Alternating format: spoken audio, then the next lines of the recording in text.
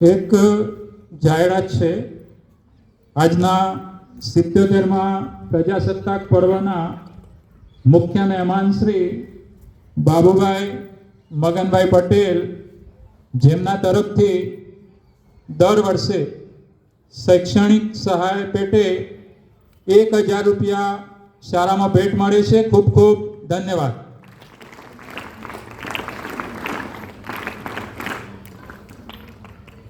શ્રી બામનાથ મહાદેવ કેળવણી મંડળ સંચાલિત શ્રી બામનાથ હાઈસ્કૂલના પટાંગણમાં 77મા પ્રજાસત્તાક પર્વની ઉજવણી નિમિત્તે અત્રે સ્ટેજ ઉપર ઉપસ્થિત એવા સમારંભ અધ્યક્ષ શ્રી રાકેશ કુમાર ચીનુભાઈ મહેતા, મુખ્ય મહેમાન શ્રી બાબુભાઈ મગનભાઈ પટેલ, શ્રી બામનાથ ટ્રેડિંગ વિસનગર બામણવા, આજે જેમના હસ્તે ધ્વજ ફરકાવવામાં આવે છે એવા ભાટી વિરેન્દ્રસિંહ રમેશસિંહ અને ચમાર વિરજકુમાર મુકેશભાઈ, કે જેઓ બંને વિદ્યાર્થીઓ માર્ચ 2025 ધોરણ 12ની અંદર શાળાની અંદર બંને વિદ્યાર્થીઓની સરખા ગુણ હતા અને બંને વિદ્યાર્થીઓ એ પ્રથમ નંબરે રહ્યા હતા. તો ખૂબ ખૂબ અભિનંદન બંને વિદ્યાર્થીઓને. કેળવણી મંડળના ઉપપ્રમુખ શ્રી ખોમાનસિંહ આર ચૌહાણ સાહેબ, પટેલ જયંતિભાઈ શંકરભાઈ, પટેલ અમૃતભાઈ જયશંકભાઈ, પટેલ અશોકકુમાર જીવડાભાઈ, મિર્જાપુરથી પધારેલ વિહોલ નટવરસિંહ અડીસિંહ, કોષાધ્યક્ષ શ્રી રમણભાઈ જોયતાભાઈ પટેલ સાહેબ, બેંક મેનેજર શ્રી ચૌહાણ જગતસિંહ પહાડસિંહ, ડેરીના મંત્રી શ્રી અને કારોબારી સભ્ય એવા ચૌહાણ અરવિંદસિંહ, પૃથ્વીસિંહ, શાળાના આચાર્ય સાહેબ શ્રી, શિક્ષકગણ તેમજ ગામમાંથી પધારેલ વડીલો, યુવાનો, વિદ્યાર્થી ભાઈઓ અને બહેનો, નમન છે એ તિરંગાને જેનાથી આપણી શાન છે હંમેશા. નમન છે એ તિરંગાને જેનાથી આપણી શાન છે હંમેશા. ઊંચો રહે આ તિરંગો, ઊંચો રહે આ તિરંગો, જ્યાં સુધી શરીરમાં પ્રાણ છે. દેશના વીરોને નમન કરીએ, દેશના વીરોને નમન કરીએ, જેમના ત્યાગથી આજે આપણે આઝાદ શ્વાસ લઈ રહ્યા છીએ. આપણો ભારત દેશ આજે 77મા પ્રજાસત્તાક વર્ષની અંદર પ્રવેશ કરી રહ્યો છે. ત્યારે ભારત દેશની પ્રગતિથી દરેક ભારતીયનું મસ્તક એ ગર્વથી ઊંચું છે. ભારત 15મી ઓગસ્ટ 1947ના રોજ આઝાદ તો થયો, પરંતુ તેનું કાયમી બંધારણ નહોતું. તેના બદલે સુધારેલા વસાહતી કાયદા ગવર્મેન્ટ ઓફ ઇન્ડિયા એક્ટ 1935 પર આધારિત અમલ થતો અને દેશ એ બ્રિટિશ આધિપત્ય નીચે ગણાતો અને દેશના વડા એવા સર્વોચ્ચ ગવર્નર જનરલ ના પદે માઉન્ટ બેટન કારભાર સંભાળતા હતા. તો આ પ્રકારની એક વ્યવસ્થા હતી. 29મી ઓગસ્ટ 1947ના રોજ કાયમી બંધારણની રચના માટે ડૉક્ટર બાબા સાહેબ આંબેડકરના વડપણ હેઠળ એક મુસદ્દા સમિતિનું ગહન કરવામાં આવ્યું હતું અને સમિતિ દ્વારા બંધારણનો મુસદ્દો તૈયાર કરી અને 4 નવેમ્બર 1947ના રોજ બંધારણ સભા સમક્ષ રજૂ કરવામાં આવ્યો હતો. 26મી જાન્યુઆરી 1950થી ભારતનું બંધારણ અમલમાં આવ્યું હતું. આમ ભારત ખરા અર્થમાં સ્વતંત્ર રાષ્ટ્ર બન્યું હતું. ડૉક્ટર રાજેન્દ્ર પ્રસાદ એ ભારતના પ્રથમ રાષ્ટ્રપતિ તરીકે ચૂંટાયા હતા. ભારતનું બંધારણ એ વિશ્વનું સૌથી મોટું હસ્તલિખિત બંધારણ છે. જે બંધારણને ઘડવાની અંદર 2 વર્ષ 11 મહિના અને 18 દિવસ જેટલો સમય લાગ્યો હતો. આ બંધારણને ઘડવામાં 2 વર્ષ 11 મહિના અને 18 દિવસ જેટલો સમય લાગ્યો હતો, કારણ કે એ લાંબુ અને હસ્તલિખિત એ બંધારણ હતું. એ અંગ્રેજી અને હિન્દી બંને ભાષાની અંદર લખાયેલું છે. આ દિવસે દેશે મહાત્મા ગાંધી, સરદાર વલ્લભભાઈ પટેલ, વીર ભગતસિંહ, લાલા લજપત રાય અને હજારો નામી અનામી જે સ્વાતંત્ર્ય સેનાનીઓ છે કે જેમણે સ્વાતંત્ર્ય માટે પોતાનું સર્વસ્વ ન્યોછાવર કર્યું હતું અને તેમનું સ્વતંત્ર રાષ્ટ્રનું સ્વપ્ન ફળીભૂત થયું હતું. આજે સમગ્ર રાષ્ટ્રની અંદર ગણતંત્ર દિવસ ઉજવાય છે. ખાસ કરીને ભારતની રાજધાની દિલ્હીમાં આ ઉજવણી રાષ્ટ્રપતિના સંબોધનથી શરૂ થાય છે. લશ્કરના જવાનોના જે પરિવારજનો છે તે જવાનોની યુદ્ધમાં જે દાખવેલ બહાદુરી માટે એમને ચંદ્રકો એનાયત કરવામાં આવે છે. આ ઉપરાંત ભારતના જે નાગરિકો છે જેમણે અસામાન્ય પરિસ્થિતિઓમાં બહાદુરીપૂર્વકનું જે કાર્ય કર્યું હોય એ લોકોને પણ સન્માનિત કરી અને તેમને પુરસ્કારો એનાયત કરવામાં આવે છે. આ દિવસનું મહત્વ સિદ્ધ કરવાના ઉદ્દેશથી દર વર્ષે નવી દિલ્હીમાં એક મહાપરેડનું આયોજન કરવામાં આવે છે. હવે ભારત દેશે અત્યાર સુધીમાં કઈ સિદ્ધિઓ મેળવી છે એની આપણે વાત કરીએ તો ભારત દુનિયાનો સૌથી ઝડપથી વિકસતો દેશ છે અને છેલ્લા કેટલાક વર્ષોમાં વિવિધ ક્ષેત્રોની અંદર ઘણી અભૂતપૂર્વ સિદ્ધિઓ આ દેશે હાંસલ કરી છે. અવકાશ ક્ષેત્રની વાત કરીએ તો ચંદ્રયાન-3 ચંદ્રના દક્ષિણ ધ્રુવ પર સફળ સોફ્ટ લેન્ડિંગ કરનાર ભારત વિશ્વનો પ્રથમ દેશ બન્યો છે. મંગળયાન તો પ્રથમ પ્રયાસમાં જ મંગળની ભ્રમણ કક્ષામાં પહોંચનાર એ ભારત પ્રથમ દેશ હતો. આદિત્ય L1 સૂર્યનો અભ્યાસ કરવા માટે ભારતનું પ્રથમ સમર્પિત મિશન. વર્લ્ડ રેકોર્ડની વાત કરીએ તો ઇસરોએ એક સાથે 104 સેટેલાઇટ લોન્ચ કરી વિશ્વ વિક્રમ સર્જ્યો હતો. ટેકનોલોજી અને ડિજિટલ ક્રાંતિ તો યુપીઆઈ ડિજિટલ પેમેન્ટ ક્ષેત્રમાં ભારત આજે વિશ્વની અંદર અગ્રેસર છે. ઇન્ટરનેટ ડેટા તો ભારતમાં વિશ્વનો સૌથી સસ્તો ડેટા ઉપલબ્ધ છે, જેના કારણે ગામડે ગામડે ડિજિટલ કનેક્ટિવિટી પહોંચી છે. અર્થતંત્ર એ ભારત આજે વિશ્વની 5મી સૌથી મોટી અર્થવ્યવસ્થા છે. ભારત મેક ઇન ઇન્ડિયા અભિયાન હેઠળ મોબાઈલ અને ઇલેક્ટ્રોનિક ઉત્પાદનનું હબ બની રહ્યું છે. સંરક્ષણ ક્ષેત્ર તો ITS વિક્રાંત જેવું સ્વદેશી એરક્રાફ્ટ કેરિયર બનાવી ભારતે પોતાની તાકાત સાબિત કરી છે. ટેકનોલોજી હવે ભારત અન્ય દેશમાં નિકાસ પણ કરી રહ્યો છે. રમતગમતની વાત કરીએ તો ઓલિમ્પિક્સ અને પેરા ઓલિમ્પિક્સ એની અંદર પણ ભારત આજે ખૂબ આગળ વધી રહ્યો છે. અને ક્રિકેટની વાત કરીએ તો ભારત દેશ એ આખા વિશ્વની અંદર એનું પ્રભુત્વ આપણને જોવા મળે છે. ભારત દુનિયાનું સૌથી મોટું રેલવે નેટવર્ક અને ઝડપથી બનતા હાઈવે એની મોટી સિદ્ધિ છે.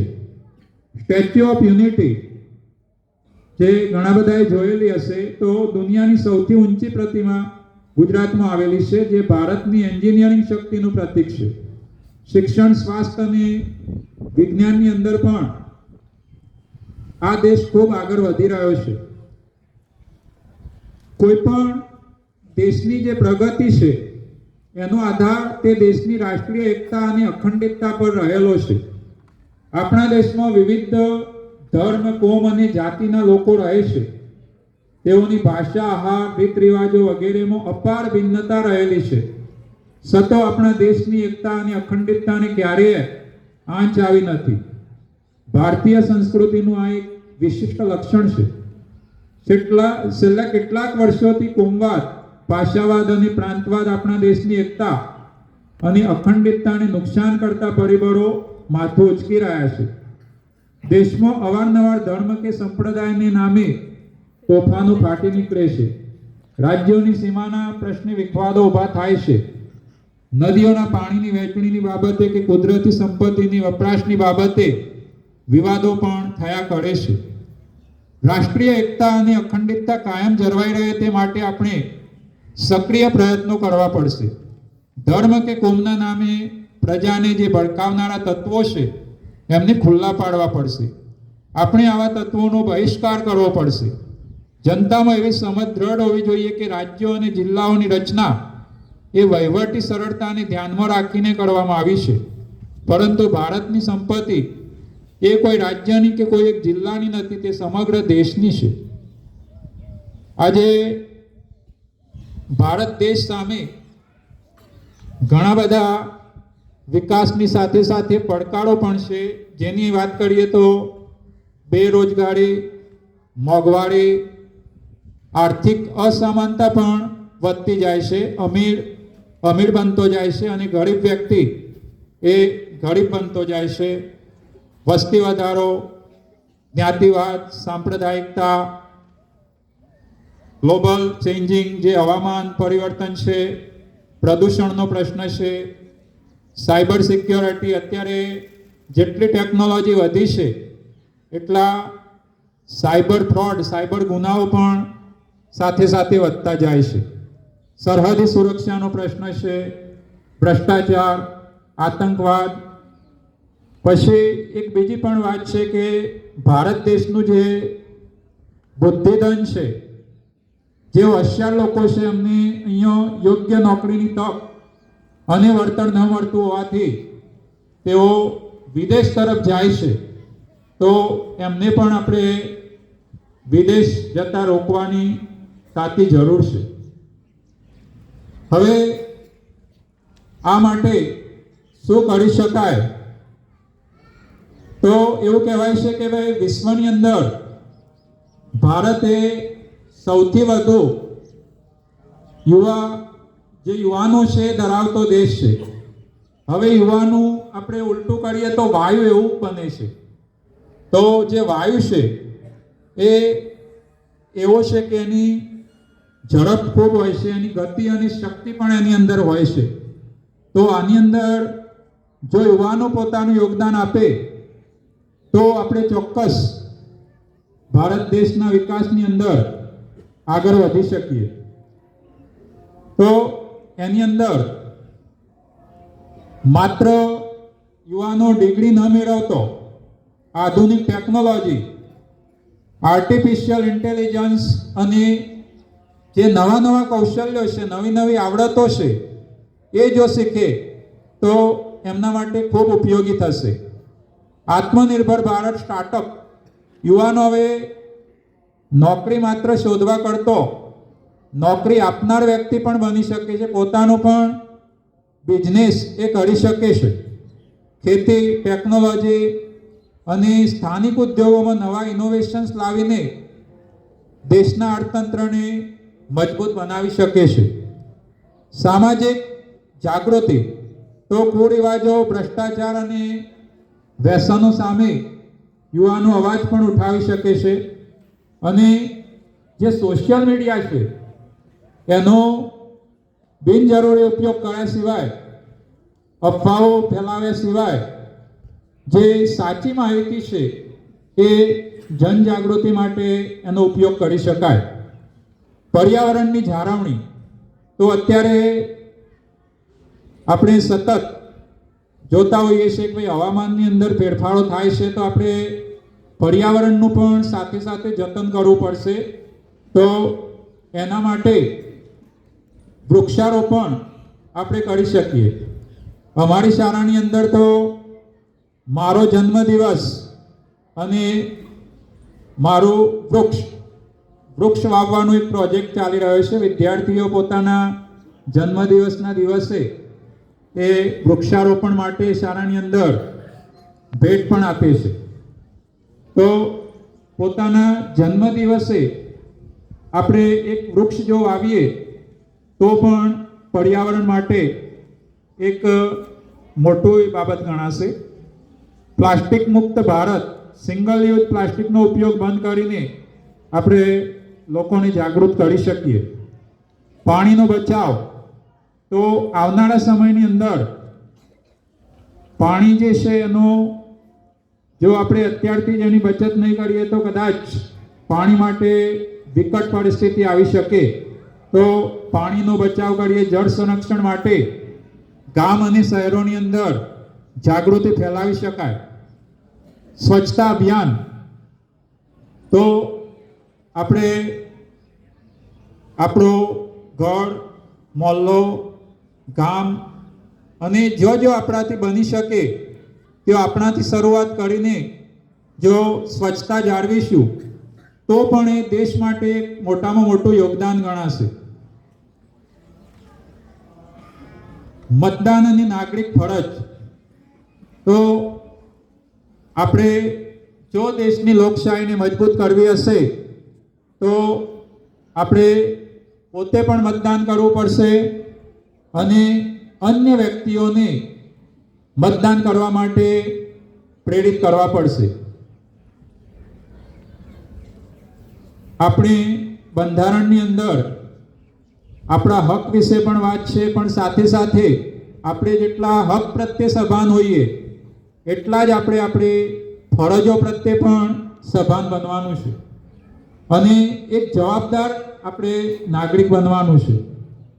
દેશ માટે આપણે જો કંઈ કરવા માટે ભલે આપણે સરહદ પર ન જઈ શકીએ, પરંતુ આપણે જે ક્ષેત્રની અંદર કામ કરી રહ્યા છીએ એ ક્ષેત્રની અંદર જો આપણે ઈમાનદારીપૂર્વક આપણું કામ કરીશું તો એ પણ આપણા માટે એક મોટી દેશભક્તિ છે. જો આપણે સૌ સાથે મળીને બીજું શું કરી શકીએ એની વાત કરીએ તો સૌપ્રથમ તો આપણે એક જવાબદાર નાગરિક બનીશું. કોઈ વ્યક્તિ નિરક્ષર ન રહે તેવા પ્રયત્નો કરીએ. સ્વચ્છતા જાળવીએ. મારું ગામ, મારો તાલુકો ગૌરવવંતો બને તેવા પ્રયાસો કરીએ. સ્ત્રી ભ્રૂણ હત્યાને અટકાવીએ. કન્યા કેળવણીને આપણે પ્રોત્સાહન આપીએ.